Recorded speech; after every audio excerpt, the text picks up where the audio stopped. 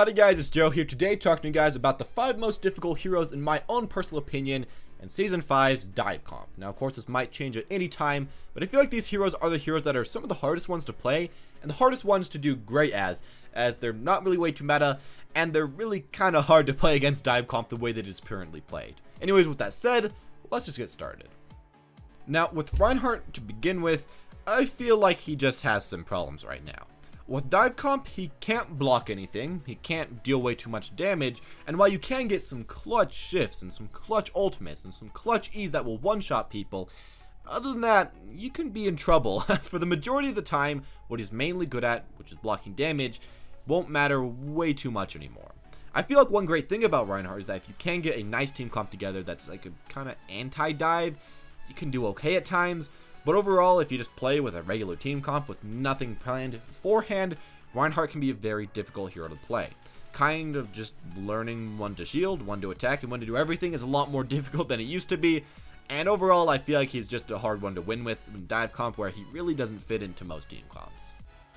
Bastion has been, and I will say probably always will be, one of the most difficult heroes to play at a higher level.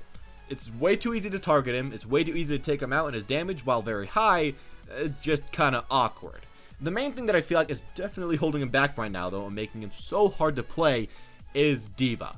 Of course, Genji and Tracer hurt him a ton as well, and even Lucio and Ana can just body him, and of course Zenyatta with his right click. There's so much that can beat Bastion.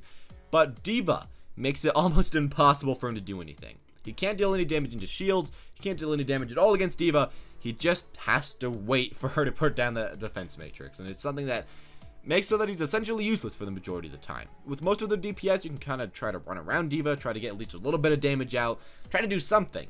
And maybe even just attack the side of D.Va and deal a bit of damage to her. But as Bastion, she walks up to your face, she holds that right click in Dive Comp, and what do? You just simply exist and hope for the best and hope that the enemy team isn't very coordinated and can't kill you from there.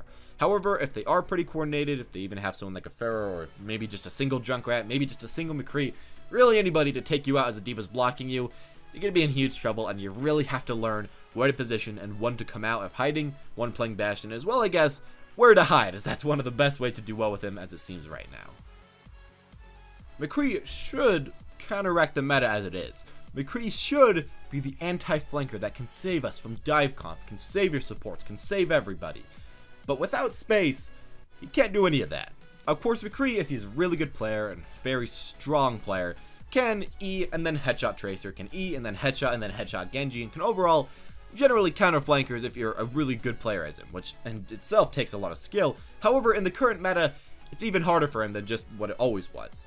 Right now, you have to deal with Winston, you have to deal with D.Va, you have to deal with the fact that you have almost no space, and you have to deal with the fact that almost all your damage will pretty much be instantly sucked up.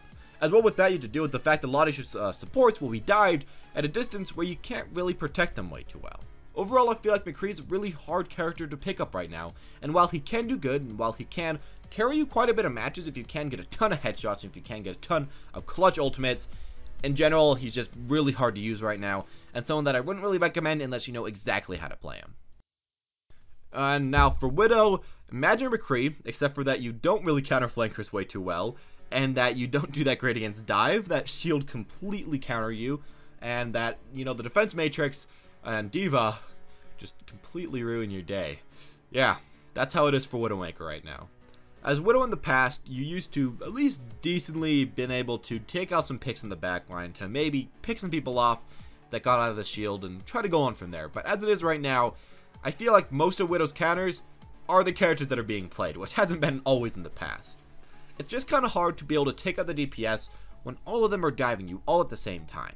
And while I won't say that Widow is impossible to use, as I've seen her in a lot of games, and while Widow can get a lot of headshots and a lot of quick kills, it's just kind of hard, because if the enemies are any coordinated, they shouldn't really allow you to do this. They should just keep diving on you, keep forcing you to back up, and keep forcing you to not hit any shots. It's annoying to deal with, it's very hard to deal with, and while you still can win with Widowmaker, I'd say it's a character that you're going to have to put in a lot of work with, even more than what you would have had to put in with the past, especially with all these characters that are moving all over the place, making your shots even harder. And finally, we got Roadhog. And Roadhog, I would have said in the past, was actually a decently easy pick to make. All you really had to do was just stand next to your team, go for hooks, try to kill people, and if you can't happen to get any of those, at least just walk up to the enemy tanks, try to shoot them. There we go. Pretty easy playstyle. However, as it is right now, he's a very difficult hero to win with in Dive Comp.